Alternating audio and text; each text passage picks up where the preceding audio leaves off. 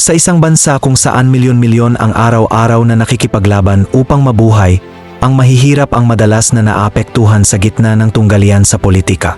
Ang Pilipinas, na matagal nang binibigatan ng kahirapan, ay humaharap na naman sa panibagong hamon. Hindi pa nga tayo nakakabawi sa lumulubong utang ng bansa. Madadagdagan pa ito para lampunan ang 6 trillion 2025 national budget. Kapag inuuna ng mga lider nito ang agawan sa kapangyarihan kaysa sa kapakanan ng bayan, binibigyang diin ni Pangulong Ferdinand Marcos Jr. ang pagunlad ng ekonomiya sa pamamagitan ng infrastruktura at mga dayuhang pamumuhunan, samantalang nakatuon si pangalawang Pangulong Sara Duterte sa agarang tulong panlipunan.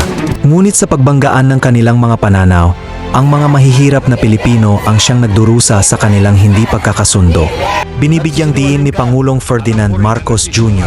ang pagunlad ng ekonomiya sa pamamagitan ng infrastruktura at mga dayuhang pamumuhunan, samantalang nakatuon si pangalawang Pangulong Sara Duterte sa agarang tulong panlipunan. Ngunit sa pagbanggaan ng kanilang mga pananaw, ang mga mahihirap na Pilipino ang siyang nagdurusa sa kanilang hindi pagkakasundo.